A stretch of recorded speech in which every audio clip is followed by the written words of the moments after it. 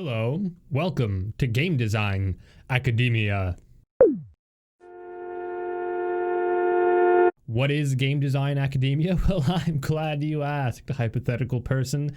We are a group of industry veterans and professional educators who are coming together to try to form the best educational platform that we can possibly imagine. We aim to build a truly academically oriented environment that is really built on good theory and design understanding and conceptual frameworks that really help, that are practical, that are usable, that are actionable. And we found in our experiences as students and also as instructors at various game design schools that a lot of these game design schools have a huge focus on either tech or theory that really isn't that applicable. If you've ever used MDA theory or something like that in your game design program, that's the kind of theory that we're not really big fans of, because MDA theory is very difficult to apply. You can read it, you can understand it, you can regurgitate the elements of it, but when you're sitting down to design a game and you don't have anything done at all, you just have a blank document and you're trying to get the idea out, MDA really doesn't provide any kind of helpful framework for that part of the process or for any subsequent part of the process. And that's the kind of thing that we're really trying to avoid at GDA. Things like falling into traps like buzzwords or abstractions or overly qualitative language that just doesn't help you as a designer very much. We actively try to go against that and build the opposite with hyper concrete, really practical, and again, actionable theoretical concepts. Because many of the people who run GDA are actively in the industry and have been for years, we have a really good way to make sure that our theories are being tested constantly against not only the most up-to-date ways of approaching design, but also have a really good framework and a really good understanding of what the process actually looks like. That way, when we do build a framework to help prospective designers, we have something to pitch that against, something to test it against, so that we're not just shooting into the wind. And I work and talk with these people every day, and we make sure that our frameworks that we develop are really strong, really practical, really usable. And even though I might be the face of this channel, it's definitely the GDA channel.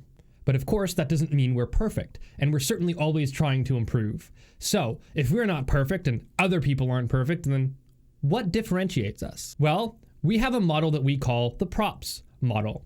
PROPS stands for practical, recreatable, objective, predictable, and specific. But the PROPS model isn't there to be the end-all be-all foundation for all game design. It does help though. It's a checklist that you can use to see if you're falling into some of the common traps. Traps like, this gameplay segment is not very well designed because it creates frustration. But frustration can be a useful tool in the overall player experience. Sometimes a frustrated player, if they're frustrated in the right way and for the right reasons, can be a really powerful tool to create the larger experience later. And a statement like, this gameplay segment isn't well designed because it creates frustration, would not pass the PROPS checklist. So let's talk about what PROPS is a little bit. First, practical. This is one of the most important guiding principles, and the one that I think personally I find is the most useful. If you've watched my Combat Curve series, you've seen an example of practical theory in practice. The point of practical theory is very much unlike the MDA example that I gave earlier. It's all about how can you actually take this and apply it? You sit down and you take the framework that's created by us and you can actually figure out how to do something with that. It helps you guide your thinking and it helps direct your thoughts and focus your design work. Second, we have recreatable. This is another really important one because if it's not recreatable, you have a hard time linking the reasoning that you had with the outcome. And if you can't link your reasoning with the outcome, then the problem that you run into is you don't know why something works the way it does. Even if you can assess that outcome very well, you can't necessarily recreate it. Third is objective. Objectivity is important in design, and objectivity in this case is not a characteristic of something that is in opposition with subjectivity.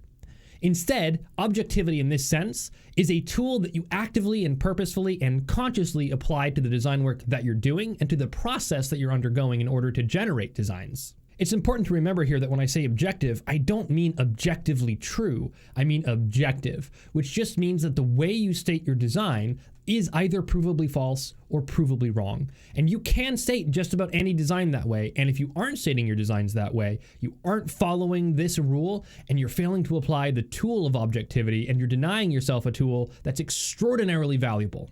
Fourth, we have predictiveness. Similar to recreatability, this is all about the idea of linking the reasoning to the outcome.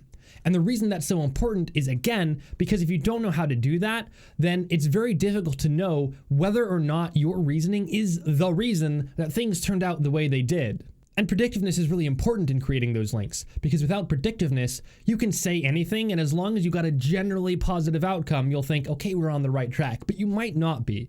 You're not giving yourself, again, the tools that you need to properly assess your designs in a way that you can be pretty sure about the conclusions that you draw. Predictiveness is also a really important part of this process, though, because with predictiveness, if you know what you're supposed to accomplish and you're very concrete and very objective about that statement, then you'll know when you were wrong and when you were right. And that means that you won't only improve your design, you'll also improve at improving your designs, which means your designs will get better exponentially over time. Finally, we have specificity. Now, at this point, you're probably realizing a lot of these really work together, and you're absolutely right. You need all 5 of these principles, or you're probably on the wrong track. And specificity is really just about being really clear. It can't be as broad as, I want the player to feel anxious. That's not good enough. We have to define that, and in gameplay design, usually that means defining it through a series of player decisions. Now, it's important to note that that doesn't mean you have to start there. You can start wherever you like. It just means that when your design is going into practice, you need to have those things figured out so that you can follow these tenets, so that your design can be predictive, so that it can be objective, so that it can be practical, and so that it can be recreatable. And in order to do all those, it needs to also be specific. But why is props so important?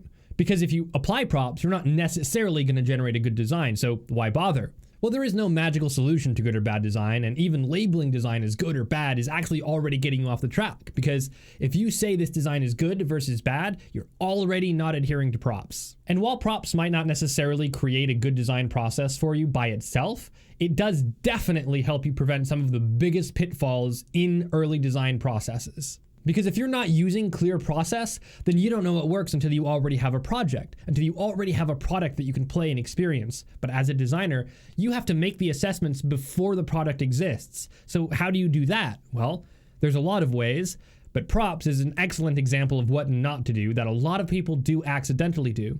Because as humans, we're lazy thinkers. We tend to make leaps in intuition. We tend to leave things to the subjective. It's not on purpose, it's just the default for us. So the point of props is to really give you a tool to force you out of that way of thinking and into a much more concrete, into a much more focused way of thinking. But that's far from the only thing we do at GDA. We have our industry veterans who are constantly giving you tips and hints and wisdom, will help you build your portfolio, make sure that your resumes are solid if you're ready for actually applying to jobs, and will help you guide your design process so that you become a better thinker. And we really like to work with prospective designers, either designers who have been working for a while and are getting ready to break into the industry, or people who are just starting to learn and just figuring it out and just want to learn more about it and get better. So if you're either of those things or anything in between, absolutely feel free to drop us a line in Discord. We are absolutely thrilled to help people with design. It is a passion of ours, and we're really hoping to grow our community so that we can build a really strong foundation of a lot of really good designers who not only can build good work,